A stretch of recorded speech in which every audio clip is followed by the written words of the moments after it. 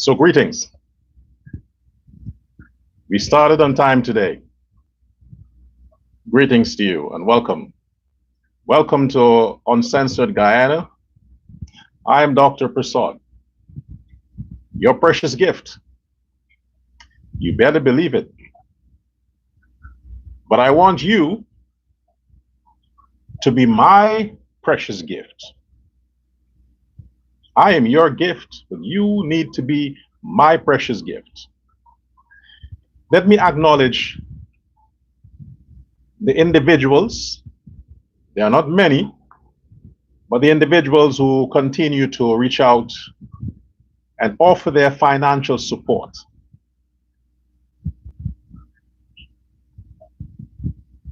I want to thank you. You see, I had the habit of saying,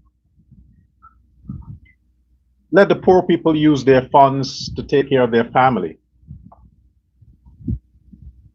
But no one is really poor. No one is really poor.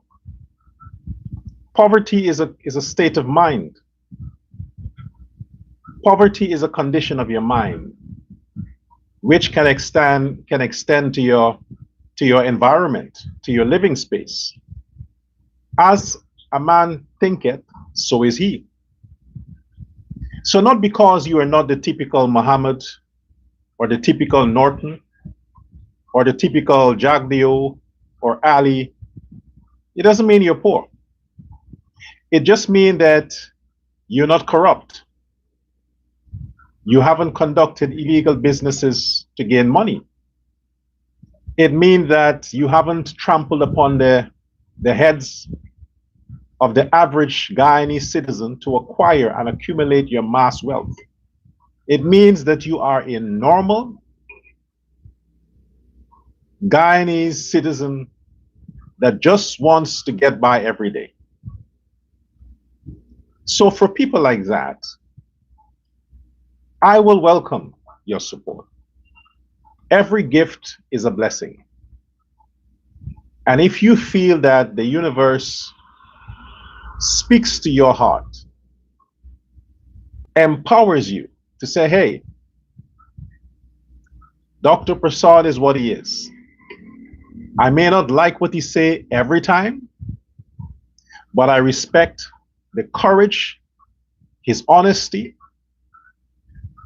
and the braveness for him to deliver on the subjects he deliver. And because of that, I want to reach out and give my little gift to let him know that, listen, Doc, I'm not a millionaire, I'm not a rich person, I'm just the average individual, and I want to show you that I stand with you.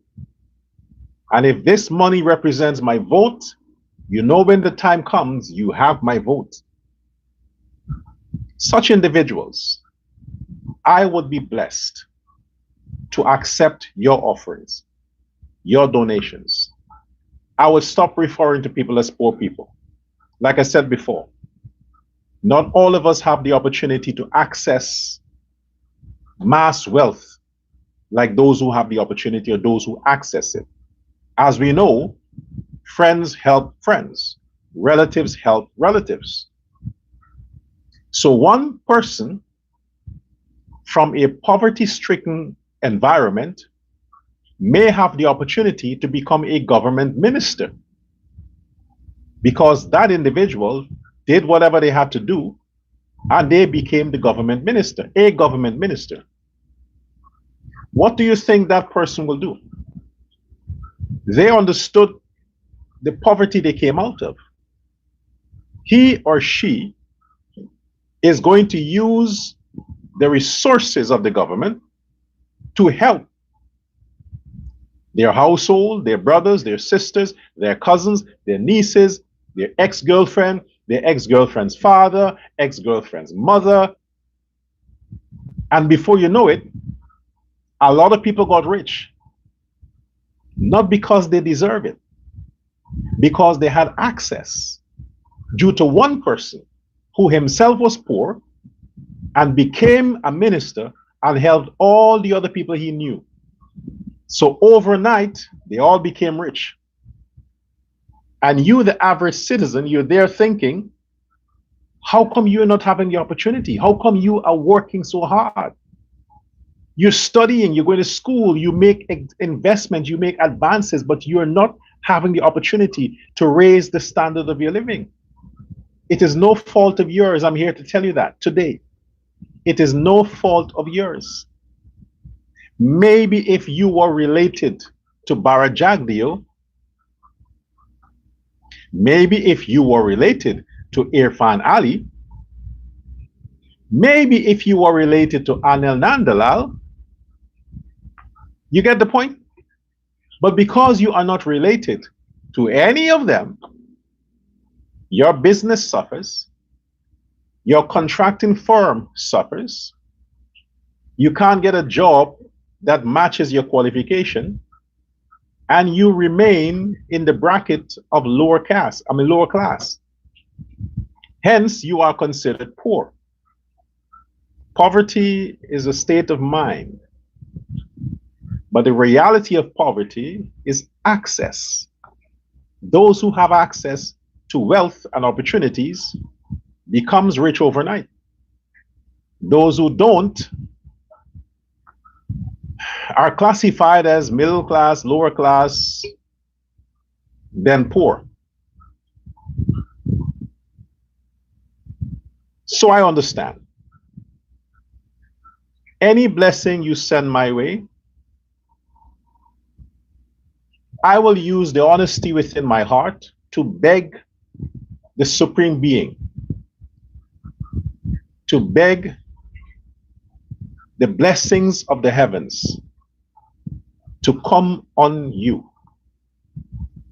To all those who have reached out in their small way, I'm telling you now on this platform, I want to thank you. Thank you for your kindness. Believe me, if it were not for the masses of the people who continue to support me, call me and say, hey, Doc, don't worry with those politicians. We are here with you. If it weren't for them, the things I can reveal about politicians, but then if I do, you would hear, well, because they did not, let me wrong the top, or because these politicians are greedy, Dr. Prasad is lashing out on them. Yeah, I would have a justified reason to do it because they're greedy. But like I said before, no matter what I do, no matter how much votes I have helped to secure for the PPP, at the end of the day, I'm like the average citizen to them. I don't know any of them. I'm not related to any of them. I have no business that they're connected to. You understand? Therefore, I'm like you. They don't see me. But if I was a cousin to the president or the vice president or something like that, I don't have to be Dr. Prasad to get contracts or get wealth or get, of course not. I can be a lowlife, some scum in Guyana somewhere. The fact I'm related to these politicians, I can say, hey, I'm going to start a contracting firm. Send me some contracts. And you better believe it. I don't even have to know how to hold a hammer. The fact that I'm related to one of them, that's all that matters. You get where I'm coming from? Good. That's good to know that you do. So again, thank you to all the kind people, all the subscribers to this channel. Thank you as well. We've passed 5,000 people. We need to go to 500,000. I want every citizen, I want my channel to reflect the population of Guyana. I want my channels, both across platform, to reflect the population of Guyana, within Guyana and out of Guyana. So this YouTube channel must reach 1 million. Facebook 1 million. TikTok 1 million. That's it. Then I know that the Guyanese are there. I'm concerned about Guyana. Guyana first. And like I said before,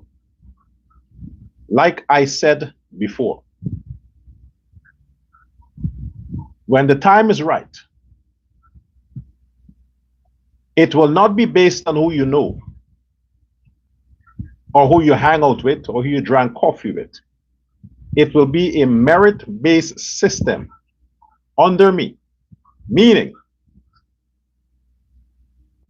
come first, first serve. So all the people, grab this now, Guyanese, grab this. Remember, you're not poor. You're not poor. We have to stop referring to any aspect of Guyanese population as poor. Guyanese are not poor. I'll explain that later. But let me tell you this.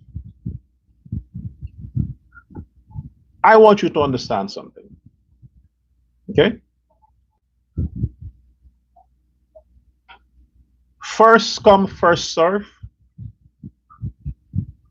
Where I'm concerned is this. I have no friends. You see, I thought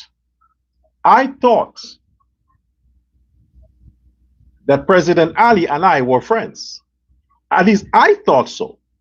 Based on the history we have, I cherished that. I thought, hey, you know, but I forgot people change. People grow up and they change. I forgot. I didn't.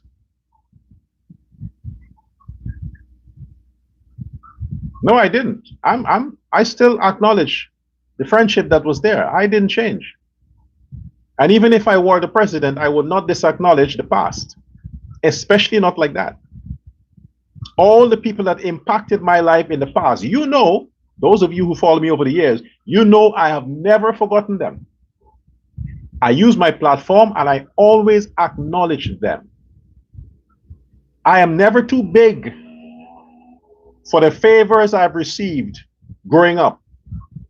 All the people, I would continue to acknowledge them because they shaped me as to what I am today. Even if I were president, I would never disacknowledge them regardless. But this is me. Politicians are different. So, first come, first serve is this, Guyanese.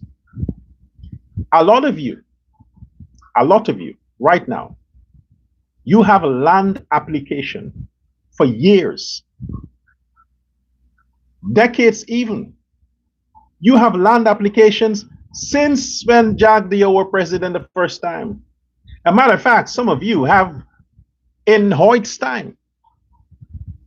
Your grandfather is still waiting for the piece of land he applied for in Desmond Hoyt's time. Oh, and that's an Indo-Guyanese I'm talking about. They're still waiting. That was first come 30 years ago. But they're still waiting. There are people who are waiting for land to process, for a piece of land just to build a shanty house. For 25 years, 10 years, 15 years, 5 years, waiting. And I know for a fact, I know for a matter of fact, that there are people who applied for land in Guyana. I'm talking just house lots, land to develop. And in 3 months, they received permission, all documentation,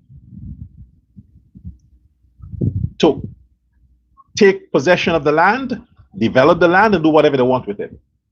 3 months. There are people who also applied for house lots. And before you know it, you go to bed today. They applied for house lot today.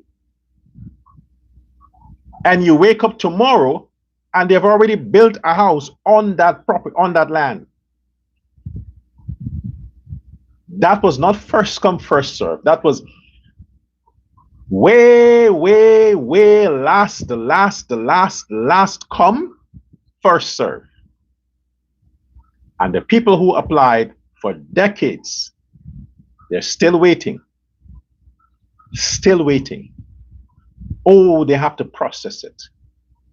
But they can process for those who just came and get it within weeks. Oh, they can process that so quick. The difference is these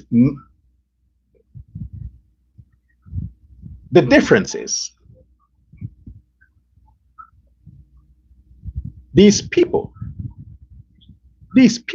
hold on.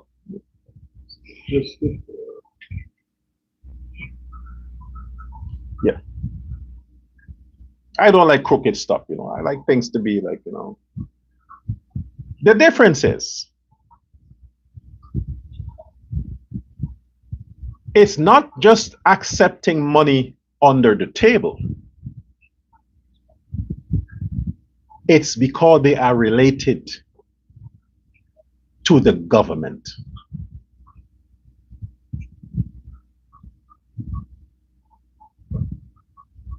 You get it? They are related to the government. And listen to me. The PNC were worst. They were worst. So don't let us keep them alive by keep talking about them. We know what the PNC did. For heaven's sake, we know. I don't have to come on my show every day and remind you of what the PNC did. We fucking know what they did. That's why they were voted out twice. 2020 and 2025. We know what they did. All right?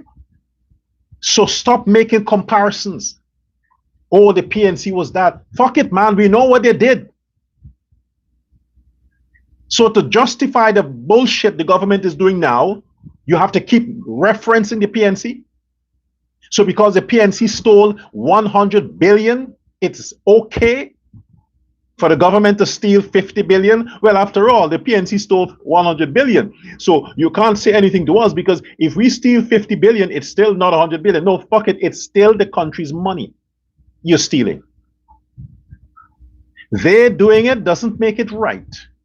That if you do less, it's wrong either way. So whatever the PNC did, they have to pay for that. And the fact that they're not paying for it, it means the government now is showing signs of incompetence. Because you can't hold the PNC responsible for what they did in their 5 years. It's running around in fucking circles all the time. Because you want to be able to do the same shit, so you don't hold the PNC accountable. Just politicking. And people are there in Guyana suffering. Because why? They're not related to the president. They're not related to the vice president. They don't know anybody who's related to these people. And if it's a young, beautiful Guyanese woman, and she needs to have an application process fast, because she would have been there trying to get it for years. Or she's trying to help her grandfather get the land he asked for 50 years ago. You know what she has to do? She got to open her legs and fuck for that thing to be processed. Yes, that's what happens. Because she's not related to anybody. If it's a man and he is attractive and he has some feminist looks about him, he got to bend over to get stuff done. Otherwise to that, the people who are accessing and are benefiting from fast service are people who are known, related to the government. So when the PNC talk about friends and family, the PNC knew what they used to do. All the accusations they are making against the Ali government, they were doing it and they did it worse. But like I said, it doesn't justify the Ali government doing it. Guyanese would never consciously vote for a party to punish them further. They will never consciously vote for a government that will only take care of their friends and their family. Guyanese would not do that. Guyanese vote always for change. And the change they vote for is better change, not worse change. But right now, what are we getting? What are we getting?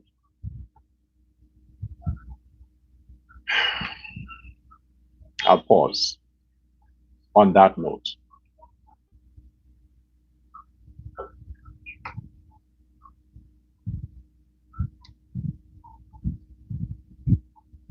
The temptations again.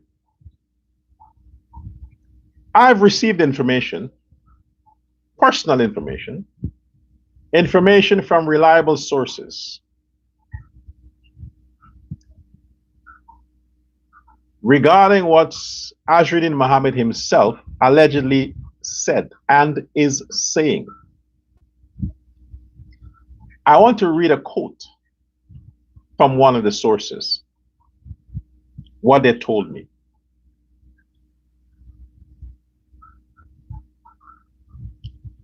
Quote from the source, quote, "None of those motherfuckers can sign any fucking document to send me to the United States. None of them. Because they know they're coming with me." End of quote. Azruddin Mohammed allegedly said within his circle, and this is not the circle of the, what's the woman name? The Odessa, no, not the ghetto circle, not the ghetto circle. I'm talking the intimate circle of the Mohammeds. Allegedly. Oh no, I wouldn't reveal my sources. You see, apparently, they want me to get this information. They want me to know that. So the person who told me this, they're like, so I'm thinking to myself, you mean the Mohammeds want me to know this? Because they want to confuse my mind that I'm wasting my time backing President Ali or the PPP, and I don't know that they're all criminals. And the person never said to me I should not say this or repeat this. But of course I won't call their names. They said a lot, and the lot that they say, I'm going to be talking about it. The lot that they say. But that's the main caption. The man confidently, not confidently, yes, with confidence, Azruddin Mohammed allegedly, when they're with their father, they're close, they're sipping some wine, whatever, and he was saying, no cameras are on, nobody's there. Those motherfuckers can't send me anyway. They know that they fucking coming with me. They know that. So all this nonsense they're talking and blah blah blah and blah blah blah, they know very well it's just a gimmick. He is invincible. In other words, Azruddin Mohammed is invincible. You see, the average Guyanese or the average cop don't know that. So you believe the charade, you believe the circus you're seeing. You believe that President Ali really wants to send Mohammed away. You believe that Vice President Jagdeo really wants to send Mohammed away. You believe that Anil Nandala, well, we don't believe that anymore, but you had believed that They really want to serve justice for the Guyanese people. You, the average citizen, believe that. So you think that it's the courts that is responsible for the Mohammed still being here. You think that it's the incompetence of the police or the justice system that is responsible. That's why the Mohammeds, they're not going anywhere. You think that. You, the average citizen, you think that's the case because that is how they're selling it to you. They're selling it to you like that because they know that a large percentage of the people are illiterate when it comes to the operations of politics and the law and all these things. So they can come and say anything to you. Due process, due process, due process, anything. But what he is saying, allegedly, is that this has nothing to do with courts or police. This order to beat around the bush regarding the Mohammeds comes from the highest office in the land. Highest office. Why? Because allegedly, based on the claims the Mohammeds are making, their bodies, behind closed door, their bodies. So the Mohammeds in public, they have to pretend and they have to act as if there's an issue between President Ali and Mohammed, or Vice President Jagdeo and the Mohammeds, or these people and the Mohammeds in the public. They have to play that out in the public to make it seem like there's a problem. But behind closed doors, when they're on their fucking phones that you don't know they have, they plot this whole thing. They plot this whole thing. They know what's coming next. It has to be theatrical, so you hold a certain perception in the public's eye that the government is trying to extradite this man. No, they're not trying. They're not trying because they would not extradite him. And he knows that.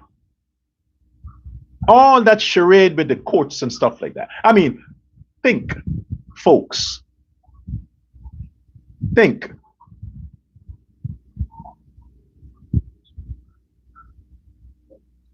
If a government really wants to get someone around the world, you think they need the courts to get them? It takes the order from the top to get anything done. The top. He can instruct any department, any ministry at any time to execute his orders. If it's not happening, it's because the president don't want it to happen. And if the president don't want it to happen, the question is, why? So the Mohammeds, leakers, and they're not leakers, man. They know what they're doing.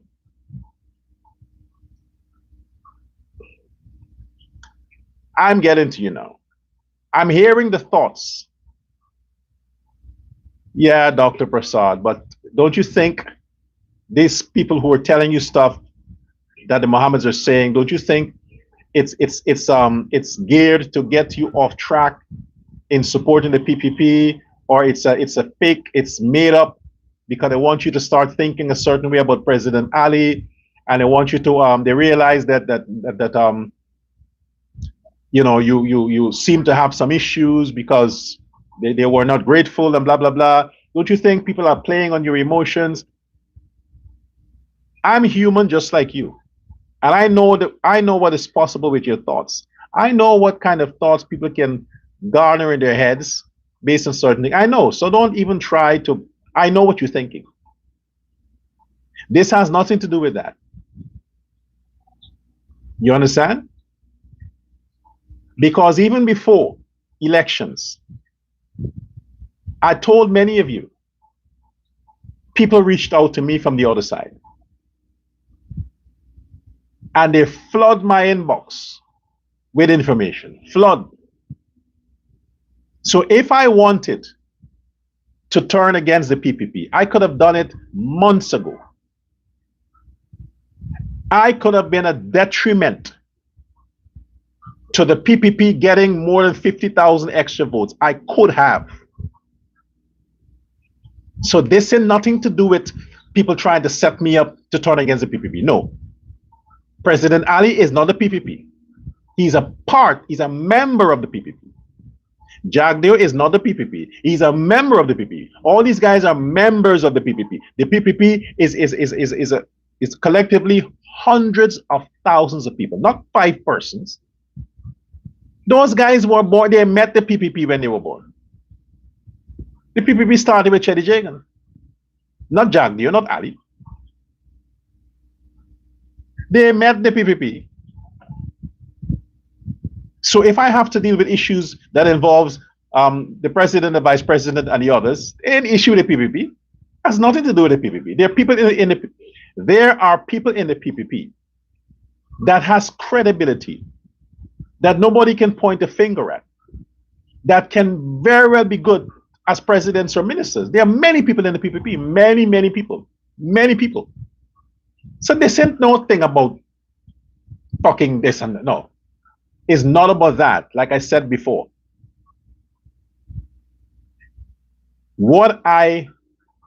over the past few days, I mentioned yesterday how many folks I ran into. Today was different. Today, people personally made contact. And quite frankly, anyway, so they told me with confidence that the man is not going anywhere.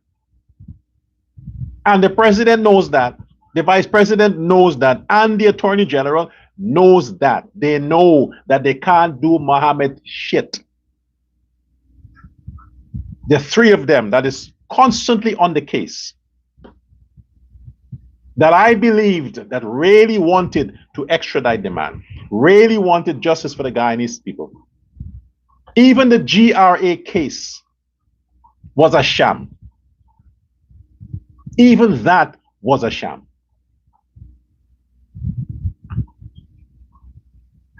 There was no intentions to do to Mohammed anything, no intentions. But they had to play it out to deceive the Trump administration, the international community, and the Guyanese people. They played fucking politics to do that. So they had to pretend like they really want to get this guy. Pretend. But they have no intentions, because the Mohammeds know for 100% that none of them, the government of Guyana, can't touch them. They're that certain. They're saying it. But certain things they have to say in public to seem like they're the victims, to play you the people.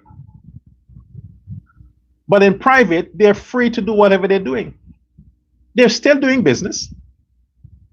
They're still doing business. All the business they usually do, they're still doing it. They still have monies on the banks. What fucking nonsense is this? Nothing has changed for the Mohammeds. Only public perception. And they manage to garner more sympathy for themselves. And the more sympathy the Mohammeds garner for themselves, the more money they make.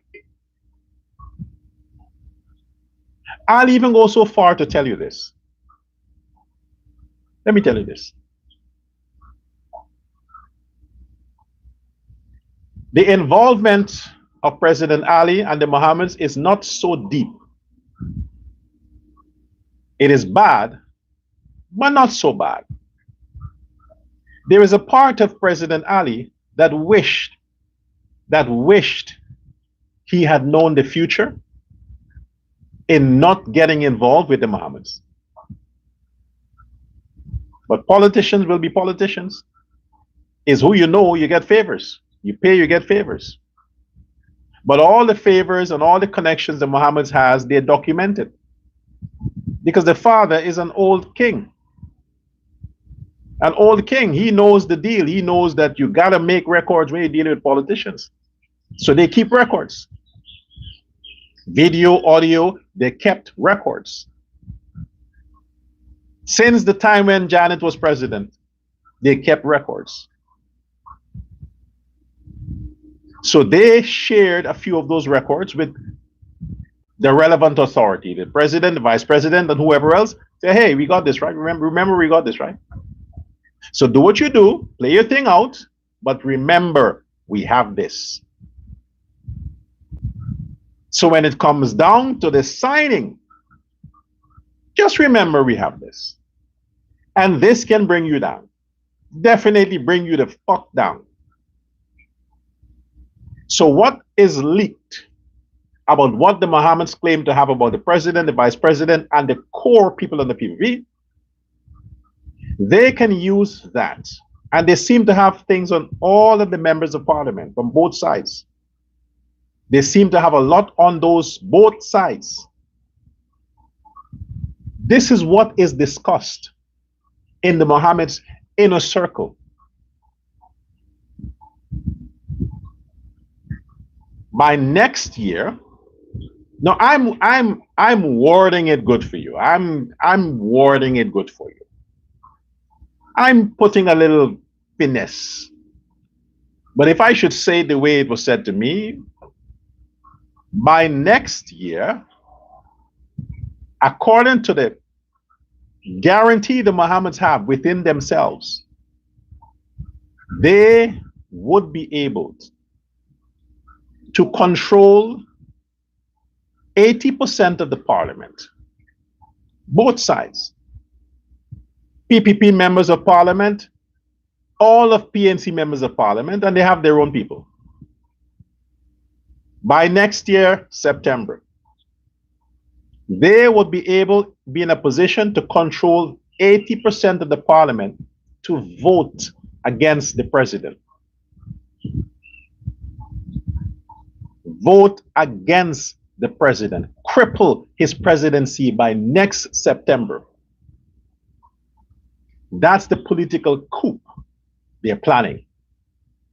And they will do this with support from the PPP members of parliament. All of the PNC, okay, you know the PNC are there. The Mohammeds are going to pay all of them big money, huge money, to vote against the president, President Ali, in the parliament before next year, September, before the first year anniversary of Azruddin Mohammed being the president, as he claims. That's the kind of certainty and guarantee they talk with in this circle, that they're going to do it. And there are people within the PPP who want it to be done.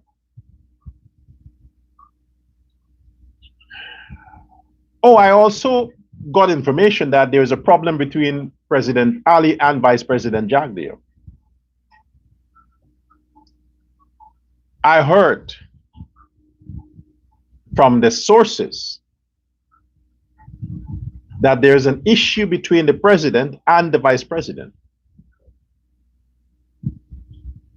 Yeah. And it's bad. It's bad. There's a problem. I'll have more details on that on the next show. But for now, the vice president is not happy with the president. You would think the president is the one who should call the shots. But apparently the president, who now realized, hey, well, it's a second term for me, so ain't no boy stuff now. I'm the man, I'm the chief. And the vice president, like, what? Fucking what? I made you, don't forget. I made you. I am the president, not you. And you will do what the fuck I say. And the president is like, really? The people voted for you. Allegedly. I know they can make it sound like if it's that bad, but the point is, they're speaking with confidence that, hey, these guys have issues. And the issue started just leading up to the elections. They've had their disagreements before, but it got worse just leading up to the elections. And some of it has to do with the naming of the Bar Jagdia River Bridge. Some of it has to do with that. The naming of the bridge after Bar Jagdia, because President Ali rightfully deserved his name on the bridge. It should have been called by Irfaan Ali River Bridge. Should have been called that. You tell me anybody in their right mind. If President Ali was the absolute leader, if President Ali was the absolute leader,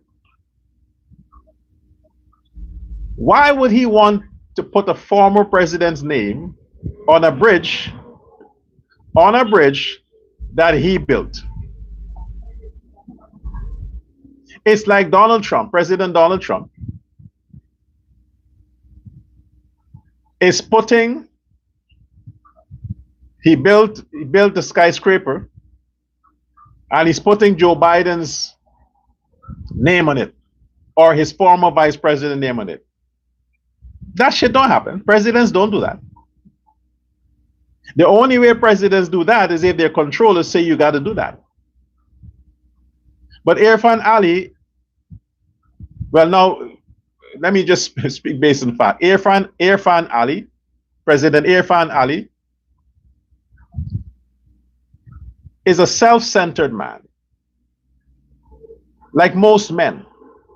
Most men are arrogant and self-centered. Most men, especially Indian men, wants to put their names on things. Ali and Sons, Prasad and Sons, Singh and Sons. Men do that. Indian men, even some black men that are smart. Men want to put their names on things to represent ownership and immortality. That's something that men do. Imagine a president as popular as President Ali, as sophisticated as President Ali, as renowned as President Ali, the world over. Imagine such a man is so humble after building the biggest project in Guyana's history that got global attention. Imagine such a man is so humble to say, I'm going to name the bridge after a former president, who of course failed in many cases. All these issues hanging over his head. I'll name the bridge after him, not myself, because I don't need it. I'm humble. I'm a good Muslim. I'm going to build my treasures in heaven. But on earth, let Bar Jagdia get the glory. He deserves it. I don't deserve it. He deserves it. It makes no sense, does it? No, it doesn't. So when you get those information about the infighting, and you get all the details surrounding it, you get all these things, you tend to want to read some sense into it. So, okay, it makes a lot of sense. If you had to do a poll around the country and have the two names, President Ali and Vice President Bar Jagdia, which name should the bridge be named after? If you had that over the country, throughout the Guyana, you had it online, because everybody's is online right now. You all know that the country, Guyana, would have voted, if not 100%, 80 to 20 in favor of President Ali's name on the bridge. We all know that. Nobody could have imagined. Nobody could have imagined that somehow Vice President Jagdeo's name would end up on the bridge. Nobody. The whole country was talking about Irfaan Ali River Bridge. Nobody even mentioned, it was forgotten, like, okay, that Bar Jagdeo is still there. So when the Mohammeds are saying behind the scenes that the president was pressured into declaring, because only the president has the authority to sign that into law, so to speak, that's where it started. I think that's where the vice president realized that, shit, I'm losing control over this boy. I'm losing control. I have to tighten the rein. I have to, like, hey. And that's where President Ali allegedly begins to show that, nah, I know, boy. I'm the president. You address me as president. This ain't no party politics. This is government. You might be the secretary of the party, but I'm the chairman. Either way, I'm still above you in the party and in the country. You are beneath me. You don't order me anymore. You don't tell me what I should do anymore. I make the decision because I'm the president. And you know when that shit happens, the man who allegedly made you president is going to have a problem with that. And then you have the leaks starting. The undermine would begin. All the things will be pulled out. I'm going to show you what I'll do. I'm going to destroy your presidency. PPP or not, I'm going to destroy your presidency. Allegedly. Now, if the Mohammeds know all of this, it means both sides are chit-chatting to the Mohammeds. The vice president's camp and the president's camp. It seems like the PPP is divided. And the division is between the two head men, Jagdeo and Ali. And Anil Nandalal is playing politics. The Attorney General is playing politics. Because based on these information from these Mohammeds, Anil Nandalal is in more deeper shit than Ali and Jagdeo when it comes to the Mohammeds. More deeper shit. So he wouldn't risk it. He would not, he has to safeguard. Anil Nandalal has to safeguard the Mohammeds from not leaving the country. He got to make sure they don't leave. Now, these are things that the Mohammeds, they're boasting about within their circle. They know that they're free within Guyana. They have no intentions to go anywhere, to travel anywhere. But within Guyana, they know they're free. They are going to convene the parliament so that he is elected opposition leader. They know all of that. They know, because the thing about it is that the president has absolute power. The parliament did not have to be convened for the swearing in. The president had enough grounds to keep the parliament suspended. The president knew he had the backings of the Guyanese people. But like I said before, it's who pays your bills, who your sponsors are. So if it was the president's intentions to follow the law and say, hey, you are a bad news for the parliament, we can't convene the parliament. And then the vice president say, what the fuck are you doing? Go announce the parliament convening. And they had this big, no, I won't do it, you got to do it. I won't do it, you got to do it. Is the vice president setting up the president for a fall? Are they setting the president up so that if the Mohammeds are successful with a political coup and they use their money and buy all the parliamentarians, or they use their spies and compromise the parliamentarians. And the time comes for the parliament to vote against the president because of whatever. They're going to use corruption. They're going to use embezzlement. They're going to use all these things to say the president has failed to deal with certain issues, and therefore the country is at risk. And all these PPP members vote against the president. You would know that they were paid. The Mohammeds got to them and paid them millions. In 28 million is not 28 million like the last guy. We're talking 100 million each. You wonder how I know? Well, like I said, I listen to everybody. I do. 100 million each. They plan to offer members of the parliament from both sides,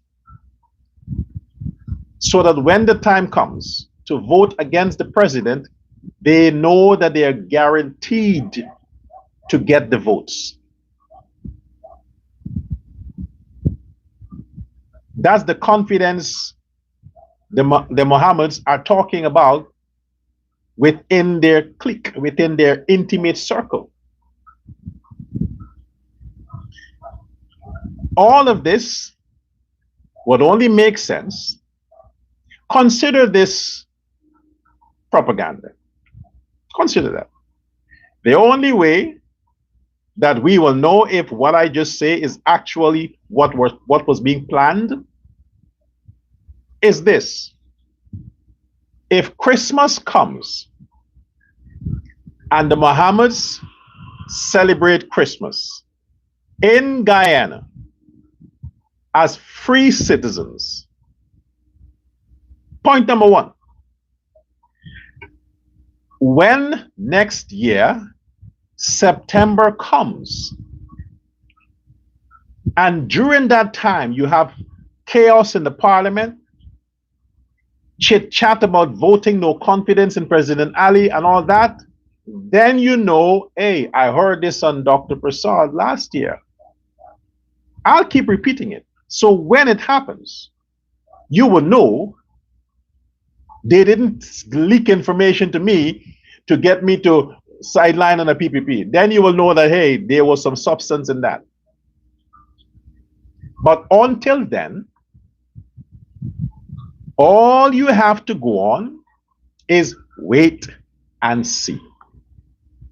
The government officials who are watching, and they watch, and this is what pisses me off about these guys. When people approach them and raise issues about me, they never know. Oh, I heard about the guy. Oh, but I don't know him. They never, that's the fucking thing that pisses me off about them. But they quote me, they use my talking points on their show when they're talking, but they don't know. Yeah, imagine that. A kindergarten student knows Dr. Prasad, but they don't. They're in the scene that I talk about literally every day for months. I'm trying to say, the Mohammeds know who, I mean, the Mohammeds know, but they don't. The Mohammeds know, but they don't. Imagine that. Oh yes, my good friends of the PPP, the people that you're talking about, the people that you're talking to, and you're making things look a certain way, they're reporting back to me.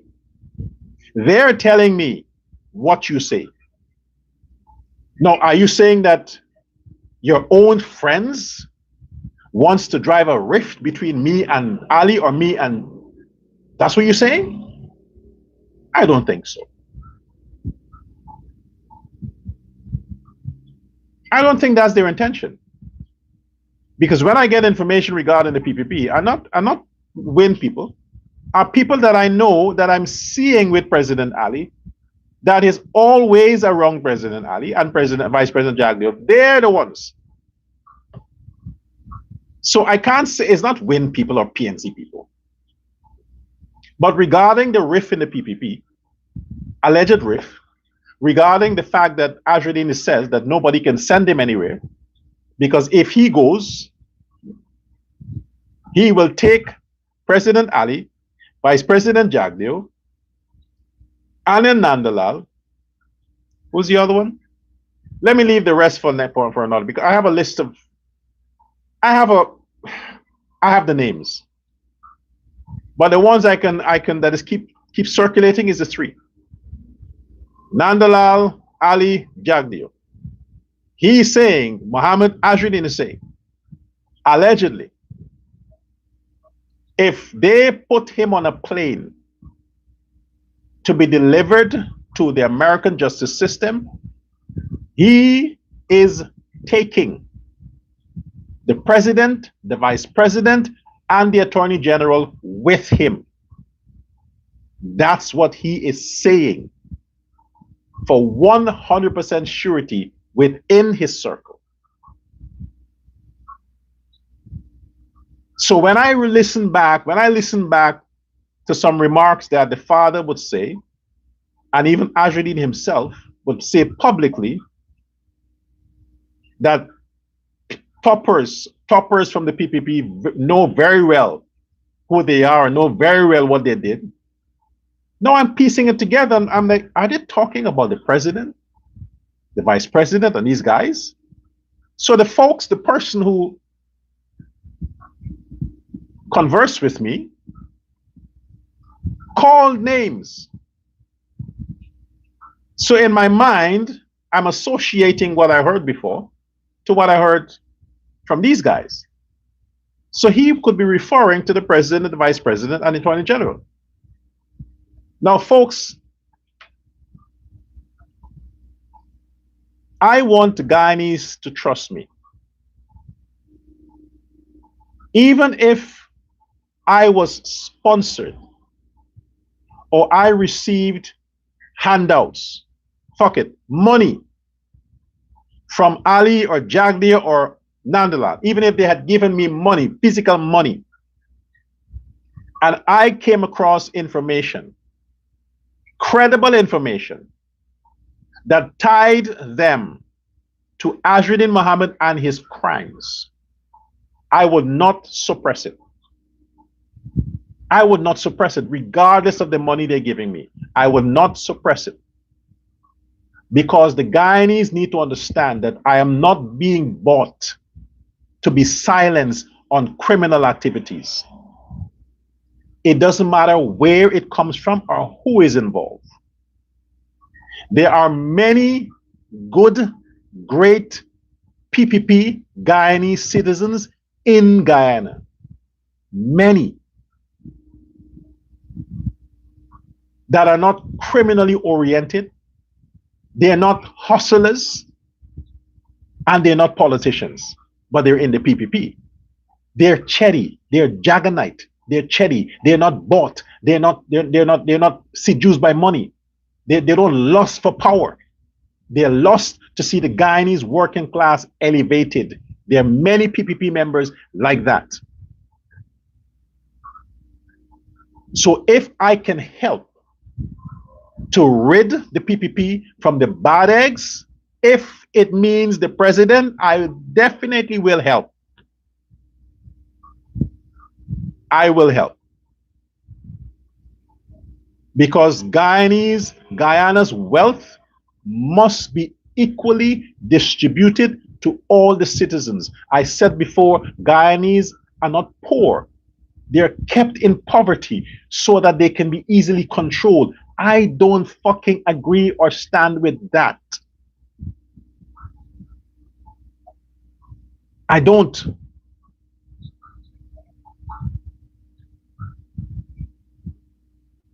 The country must receive the service. If you have to do projects to benefit Guyanese, why the fuck you gotta take loans to do that? Why would you take loans to do projects when the country is earning billions from the resources? Why you take loans?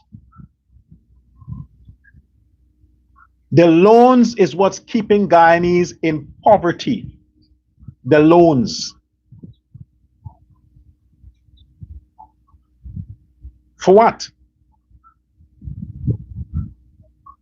These loans, the length of these loans are years, 25, 30 years to pay them back.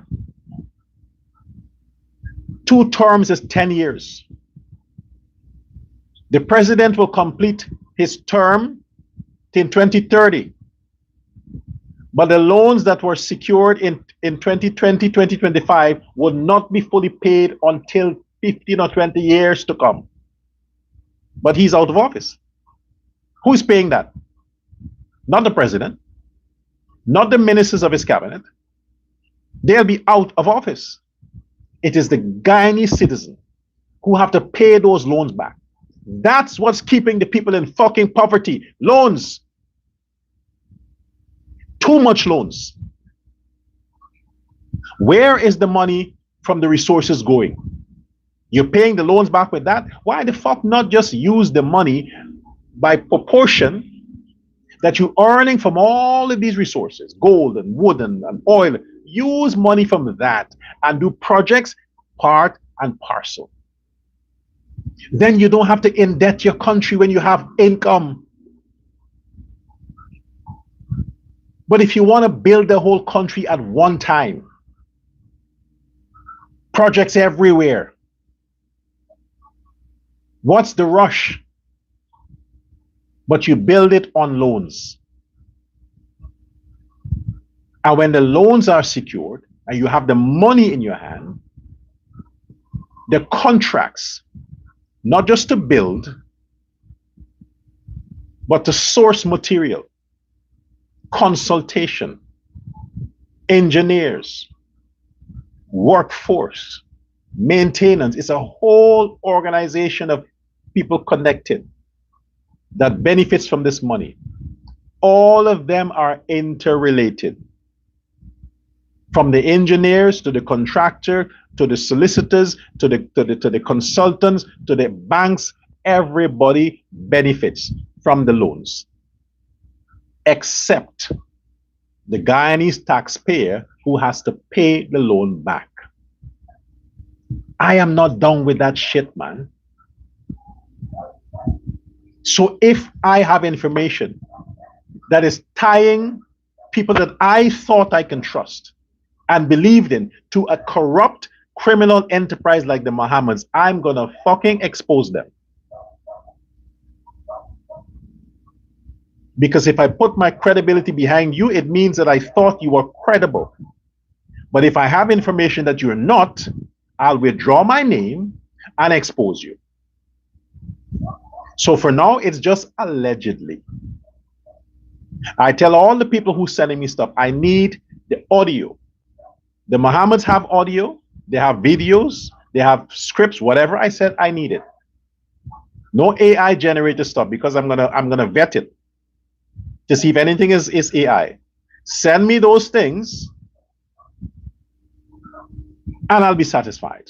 But for now, what I'm saying is just things that is already out there with a twist that it came out of the Mohammed's camp. But a lot of Guyanese already has suspicions about these connections. They already know that. I was new to it.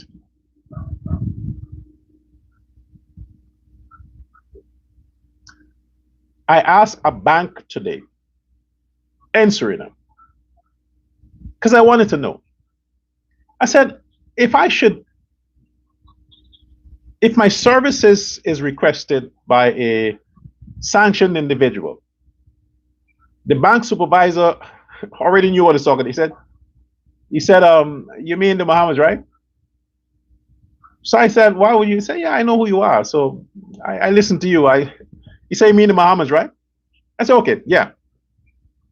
He says, well, I can tell you right now, we wouldn't accept that money, and you wouldn't be able to do any transaction, because you will have to state where the money came from. You will have to provide all this evidence. And if you provide the information and it's linked to those people, he says, no, we won't accept it. I said, okay. It's not that I'm planning to do it. But it was funny. I thought, let me ask to see how far this thing goes. But it is international. So either way, I can't accept the Mohammed's money. I can't. I need it, but I just can't. So you see, I'm stuck. And now that I'm talking things that a lot of you hate, and you're saying you're thinking I'm talking against the PPP, I know you're not going to send your donation. That keep it. You're saying, okay, no, that keep your money. That's the problem. When you send people money, you want them to say things that you like. So I just pissed off a lot of people. And if you were planning to send a nice donation to me, I know you're going to change your mind. You're like, oh, no. He talked something about President Ali and the PPP, and I'm not going to send. Then keep your fucking money. Like I said, if you want to support me because you like me as me. Not because I talk nice things about President Ali and thing. I'm a PPP. The PPP is not President Ali. The PPP is almost all of Guyana. I'm talking about them. Not one man or two men or three men. No. They don't represent the whole group. So if you're pissed because I talk things that are important and that I stand for law and order and truth, and you're pissed about that, then go fuck yourself. Keep your money. I don't need it. Maybe the northern people will support me. PNC. Because I can't take money from WIN. Maybe I'll take from the PNC. I'm just being funny. The next time,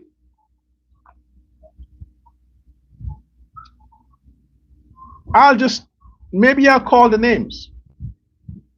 Maybe I'll call some names. And I'll be hinting some things that I think the public knows. But maybe I'll call some names. And look, Minister Waldron, Minister from Home Affairs Minister Waldron.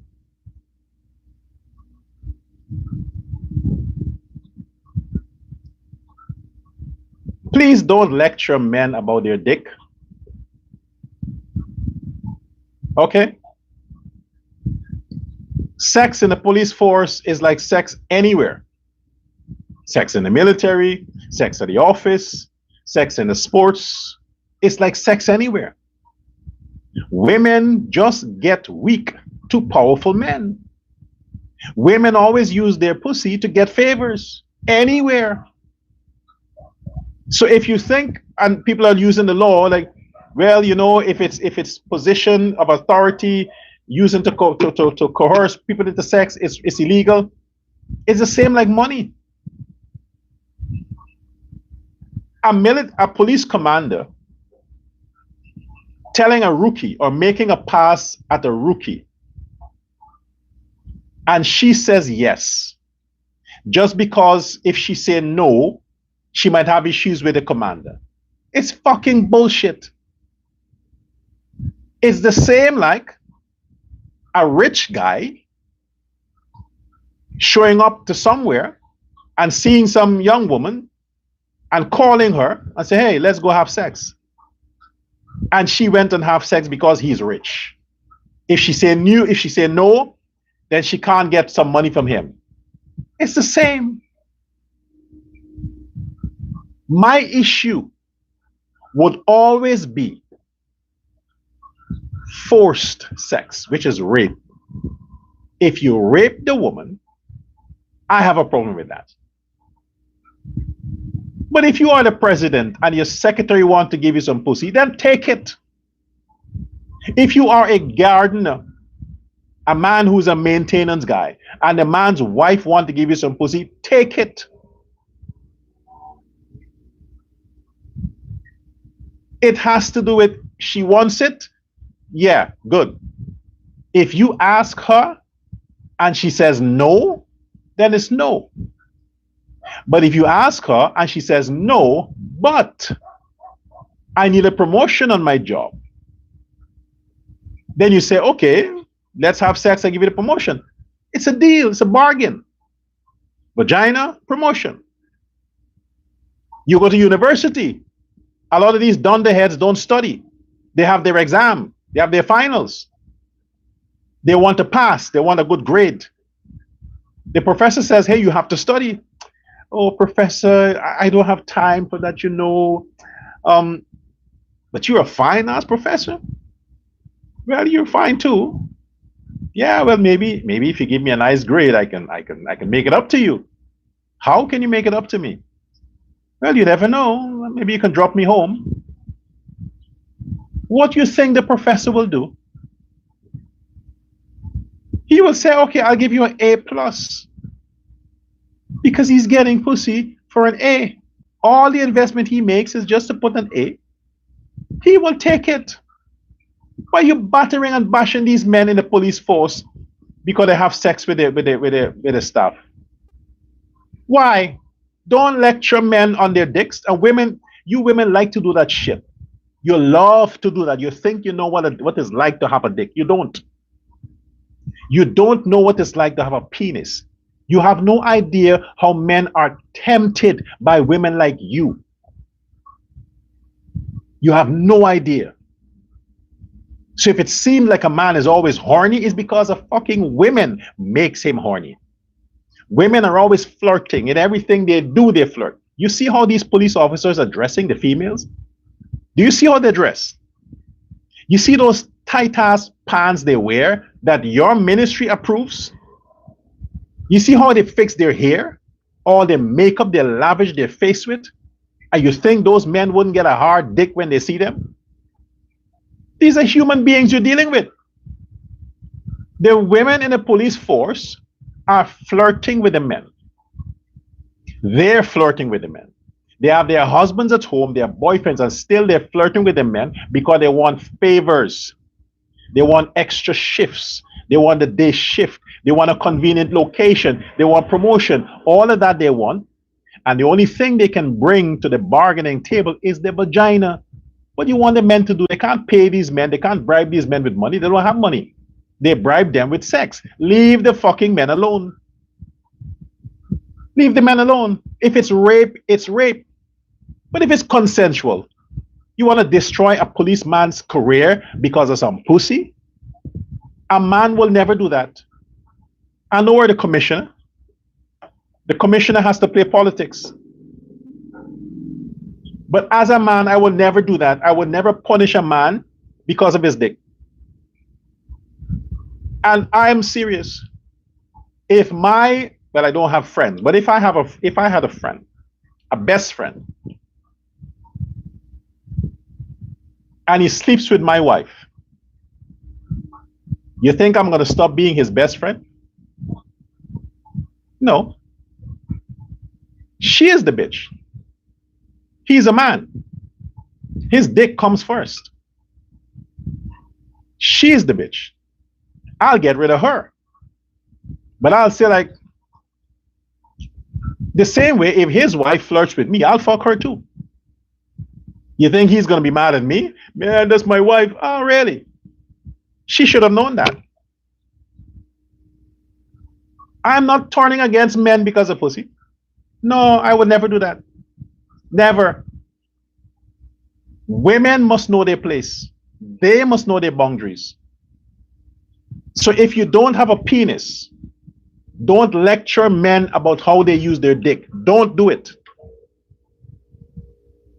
Because we don't lecture women on how they use their vaginas. The only lecture we do is we want the woman to give us the pussy, not the other guy.